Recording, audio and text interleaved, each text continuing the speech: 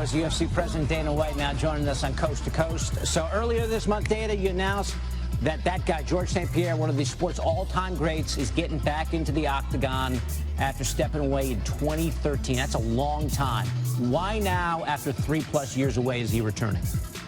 You know, I don't know. He wanted to take a break. He wanted to take some time off for the sport. And, you know, he's been talking about coming back for a couple years now. I personally wasn't a believer, but he and I got together in Las Vegas. We had dinner, and we got a deal done. All right, so, I mean, let's not prolong the suspense anymore. We had heard maybe Conor McGregor, maybe Michael Bisping. Break the news for us, Dana. Who's he going to fight? He will fight Michael Bisping for the 185-pound title. And this Saturday, obviously, we have a fight here in Las Vegas for the welterweight title, which he held forever. And we will have a press conference on Friday with him and Michael Bisping. Okay, so he not only is he coming back after a long layoff, he's got to move up in weight to fight Bisping. Does this obviously make sense for him on some terms, but why did he decide he wanted to come back and step up in class? Well, you know, I'm not a big believer in long layoffs. Even Muhammad Ali, after a 3-year layoff, you know, didn't look the same. But the Korean Zombie just came back and looked amazing after a 3-year layoff, so who knows? George St. Pierre is always in shape, takes care of himself physically, so we'll see what happens. How close did you come to making a fight between George St. Pierre and Conor McGregor? Not even close. You know, George said he could make 155 pounds. I think he wants to come back. Listen, let's be honest here. Everybody wants to take a shot at Michael Bisping, you know? Everybody wants to fight Bisping. They think he's beatable, and obviously George St. Pierre is no different. So he's going to step up, and he's going to try to take his 185-pound title. Okay, we're looking forward to that. When is that going to be? We don't know yet. We haven't set a date yet, but that's the fight. He has to go through USADA. He has to be tested by USADA for the next 3 months. And, you know, there's a lot of things that have to happen for George to come back, and then we'll pick a date. Okay, listen, for people who don't know George St. Pierre, this guy was right there. At the height of his powers, how would you compare him as a box office draw to a guy like Conor McGregor now?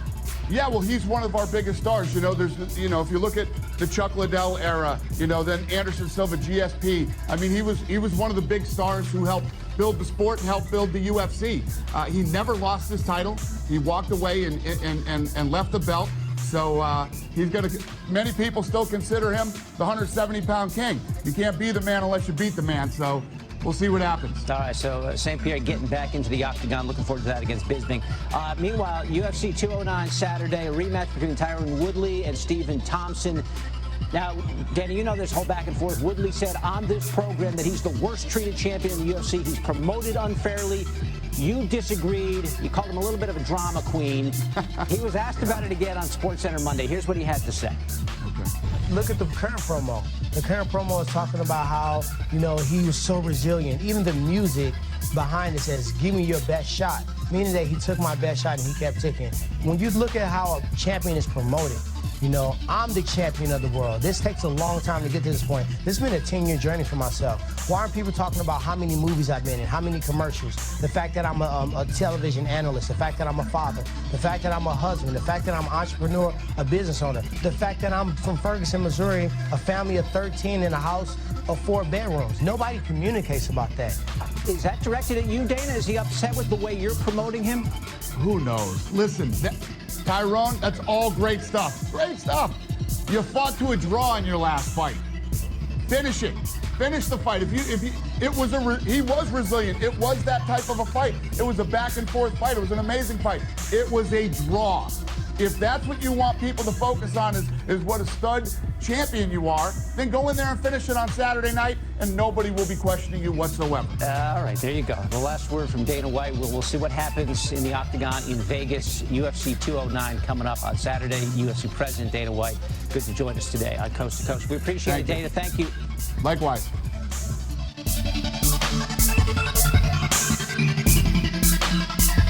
Put this question to you right now. If you are Yoel Romero, or Luke Rockhold, or Jacare, or any of these guys, if you were offered a fight with GSP, I know for a fact you're going to take that fight. So why shouldn't I do the same? I deserve this payday. I deserve this fight. Not only to do with the payday, I want this fight for my legacy. I've beat Dan Henderson. I've beat Anderson Silva. George St. Pierre is also another legend that I want to add to my resume. But this fight was actually offered to me around last October, and the fight couldn't come to fruition. I believe George couldn't agree to terms with the UFC. So I kind of put that fight out of my mind, and I started thinking about the next contenders in the UFC. And of course, I got a phone call a week ago from Dana White saying, listen, the fight's back on the table. George wants to fight you, and, you know, it's a big fight. Now, of course, I said yes. You know, George St. Pierre is a legendary fighter. He's had one of the best careers, if not the best career.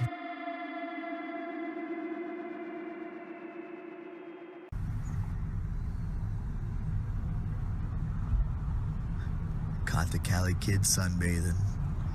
Or was that a homeless person? I don't know.